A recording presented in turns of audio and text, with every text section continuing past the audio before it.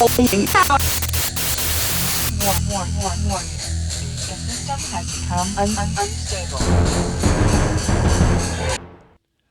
Welcome back, ladies and gentlemen of the internet. Hey, so we're gonna get out of here with two kind of short songs. One's called Muffindorf, as we like to say when we would introduce it. Muffindorf. You figure it out. It's not too hard, actually. And then following that, it's I don't have, because I have so many missing puzzle pieces from my past. I don't have anything with a complete copy, complete recording, video, audio, any of it, of Shoot to Kill. All I have is this clip that is the second half of the song, and it really bums me out because the first half of the song was very different in its introduction, and it was a badass tune, is what it was.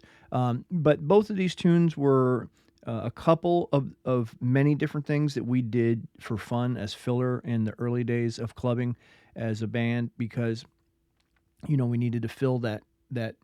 I mean, like I mentioned in another video, we would oftentimes do as many as 3 full sets, and with filler and all kinds of things, and so throughout the night it would be nothing for us to actually spend 3 or 4 or 5 total hours on stage. And so then we became more popular. We had opening bands. We became we had a larger set list.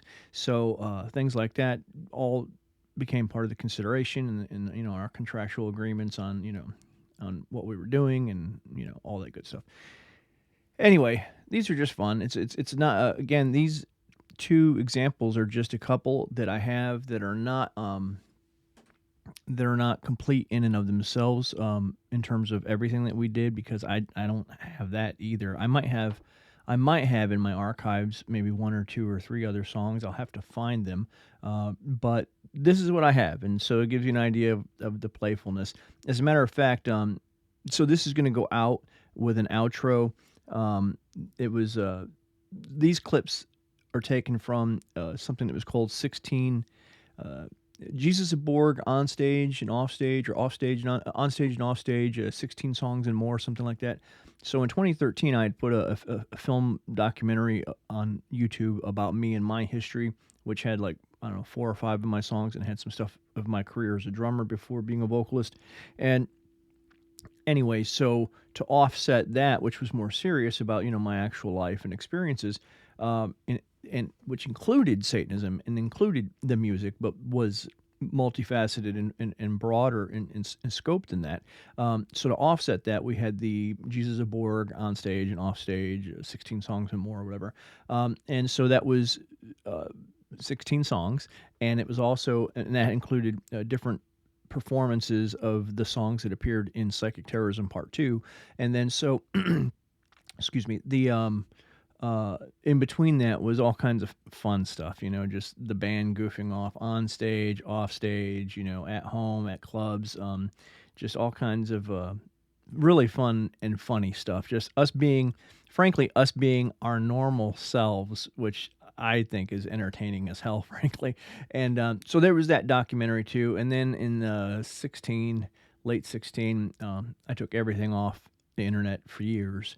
And so this secondary documentary had promos at the end of a book that I haven't published, and promo for watching Psychic Terrorism Part 2, because in 2000 we had released, when the band was still gigging, we released a home video, 2-hour home video called Jesus of Borg Bootleg Psychic Terrorism, and it was reviewed in multiple countries and other things. And so that's why in 2013 I called that one Psychic Terrorism Part 2. And anywho, so you get that promo, and the beginning outro music is actually me on the drums with my old band Mystic Serial, and it's a song called Bloody Palm Trees that my brother wrote. It's a snippet of the song. It's called Bloody Palm Trees that my brother wrote. My brother's a bassist, and you get a little bit of that lead guitar magic from the guitarist of Mystic Serial, who was an absolutely fantastic guitarist, and then it goes out. I think there's some bleed over of some sound effects and something, and then it goes into a little background music or something of actually Little Slave Girls 2, LSG2, which was another one of our fun things that we did with this DJ. Did this little remix, and we did it as a sort of a rap kind of thing, but with my background vocalist being just really sexy background vocals, just really good. And it was a little bit of was a new arrangement, of course, but there was a couple of little changes in addition to the arrangement, like a couple of minor lyrical changes. Anyway, I must, because I have that in the outro. I must have that somewhere. Anyway, enough is enough. So since this is going to be the last of the stuff that I put on here, that's why I'm going to do this. I'll just go out with the full ending of what was originally the Jesus of Borg on stage, off stage, 16 songs and more. So you get Muffindorf, you get the second half or second third or whatever it is of Shoot to Kill, which I don't know if I said, it's me on drums and vocals simultaneously. And I think that was the only song that we did on stage where I actually played the drums and did vocals. And so in that time frame, my drummer would, like, take a bathroom break or whatever he would do. I mean, our crew was always bringing us beer and water, so it wasn't like he had to go get a beer. So, but anywho, so and then we'll go out with with like the credits rolling, and you get the song list and a couple of acknowledgments or whatever, and those little outros of Bloody Palm Trees, LSG2, and some other just little goofing off kind of things as it exits. So we'll do that. Let's go do that now, people of the internet. We're going to do a couple songs here. The first one's called Muffindorf. You figure it out. I think it's a German word. It's really dirty. I hope it is. Anyway, Muffindorf. You guys ready?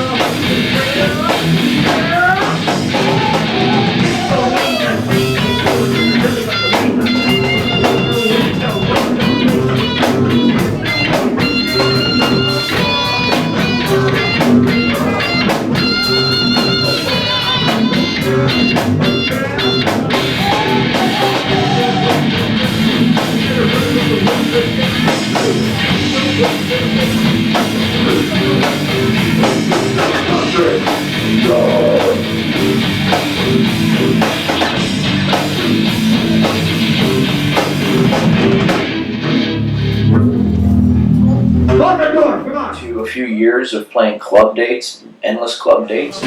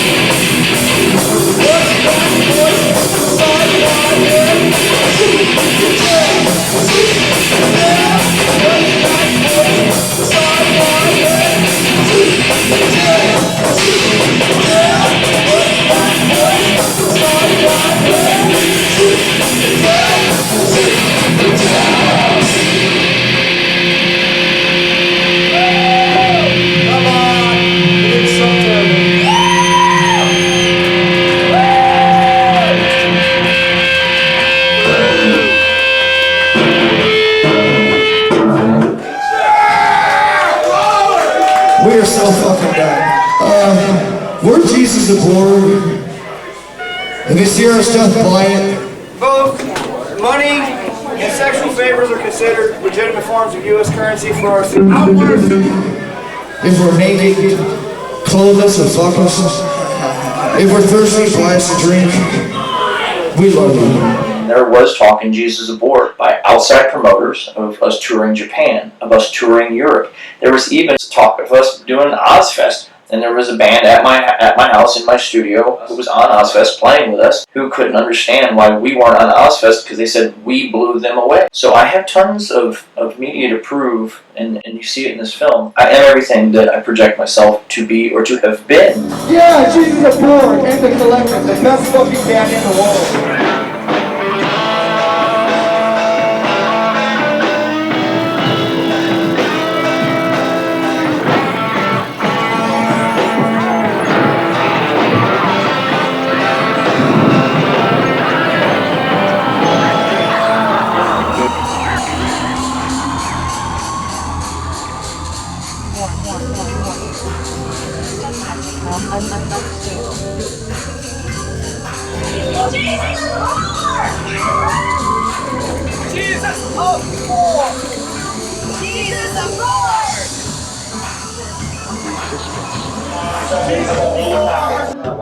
Bye, Musketeers.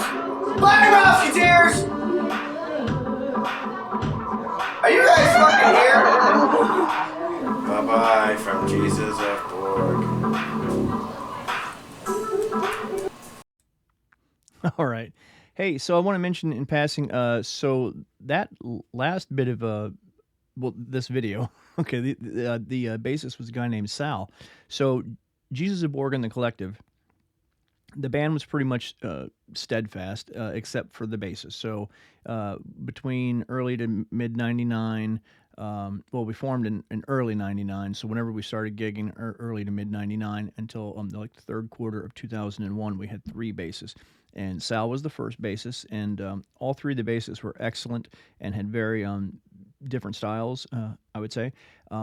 So anyway, Sal was fantastic. You know, I don't want to go down that rabbit hole, but I liked him a great deal. He was a young man that I thought very highly of, and really enjoyed having him in the band for the time he was in the band. And then I have to tell you that honestly, firing him really upset me and was something I knew that I had to do for reasons I don't want to discuss, but I really, really hated it because I liked him a great deal, and he was fun, and he had great presence, and I'm sure in all these videos I've been uploading, you're going to see in some of those clips, you're going to see him on stage. So, and then there's another guy who's just a real, just like a prodigy, playing bass, and you know, like a lot of bassists, he plays guitar too. And the last I saw of him years ago, his Facebook picture was him on stage playing with Lita Ford. I don't know what that was about, but I mean, you know, he was a signed guy back in the day. I'd been to his concerts before he was ever in my band, and then he was a city councilman,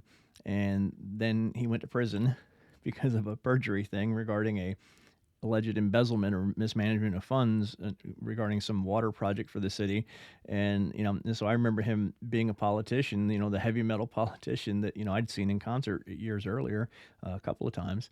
And then he was in my band, and that guy was just an absolutely amazing bassist, and showmanship. All 3 of these guys were amazing bassists, but again, just very different styles, and all 3 of them really had great stage presence. But I mean, just great showmanship. And so it was Sean Gypsy Waters Murphy, and again, firing him, I fired him. It was really something I hated to do, was something I felt that I had to do. Don't want to discuss here, but felt I had to do, but hated to do. And then after that, so my brother had been in school, and he kept refusing to play with me. And my brother and I have been in multiple bands together over the years, and you know, going back to when we were, you know, in our early teens actually, and you know, performing publicly in our early teens, and so he just wouldn't play with me, and he wouldn't play with me, and then, you know, and then he graduated and was like, all right, I'll come play with you. So then my brother played with us for like, I don't know, like a year and a half or something like that, and so that was great. I loved having him in the band, of course. Other than that, so mostly the Borgettes, the background singers, were pretty solid in the lineup for the majority of the band. But we did have other females in the band, and you see them in at least some of these videos, a couple of clips. So there was at least two off the top of my head that I can think of, and probably one or more other than that. But anyway, the lineup was pretty solid in that regard. Other than that, I will say that the drummer of Jesus is Borg and the collective JOB was my bassist when I was a drummer in I2G, the last band I played drums in, and then we recorded what I always say was some of the best, the best music I was ever a part of in terms of genuine metal, new metal, but just excellent metal, and I really got to showcase my talent as a drummer with off times, and just my hands and my feet really got to shine, and I have so much material of different bands I was in, and it's like if I'm in an indie rock band, I play like an indie rock drummer, and if I'm in a power trio or like a stoner metal, sludge metal, doom metal kind of thing, and I play like that, and so in that new metal context, I really got to do stuff that reverse double bass and complicated off time stuff going on, and just really enjoyed the crap out of that. And unfortunately we did break up. And then later that band actually reformed with a couple of lineup changes, and they became an opening act for Jesus is Borg and the collective. Anyway, the drummer for JOB was the bassist in that band. So, and then even that drummer, which you can tentatively call a skinhead, but he's not the least bit, anyway, I don't want to, anyway, but he's always got a shaved head. So, but he, I wouldn't say he was a Satanist at all, but he's super duper satanic friendly because he was friends with a whole bunch of Satanists, right? And one of the first really big rites that was filmed privately, not for media or anything, after I was out of the military, with the Infernal Order, that included a few people, maybe like a handful of people from the original Knights of the Black Circle, going back to '87. And I don't remember how many people were there. It was at least a dozen. It could have been maybe as many as 20 or 30 people, so anyway, he was present, and that was like his first, as far as I'm aware, like introduction to that kind of thing, and he never participated in anything else like that. So I'm not trying to, I don't want anyone to see this and go, oh, he called you a devil worshiper. That's not what I'm saying. So he's friends with a lot of devil worshipers, okay, and but he was present for that ceremony, and that was after I got out of the military, and that was kind of like, I think things started getting a little momentum again without trying to. It just things just happen of their own volition. Okay, I'm gonna be out of here, and I'm gonna re-upload and hope this works. I had bad audio. The mic was way too high the other day when I uploaded and explained Little Slave Girls. If it was just uploading the video again, I just do it again. But with the explanation, I want the explanation to continue to be out there in the public square. And so, having said that, what I'm going to do probably tomorrow, because I had some tech issues, stuff getting hung up on the internet today. I had to take my dog to the vet. Life got in the way. So anyway, what I'm going to do tomorrow is I'm going to re-upload that same video. And let me see. No, I probably don't want to do that. Gosh darn it. I might have to just go ahead and do it all over again. Anyway, one way or another, I'm going to do Little Slave Girls again, and I'll take care of that tomorrow. Other than that, I think I've got everything that I have in my archives, unfortunately for JOB, because we had a lot more material. And, okay, there we go. Hey, people over the internet, go do devil stuff. Have a good Tuesday night. Don't do anything I wouldn't do, or do it and do it with a smile, and make sure someone's videotaping. All right, see you later. Warning. The system has become unstable.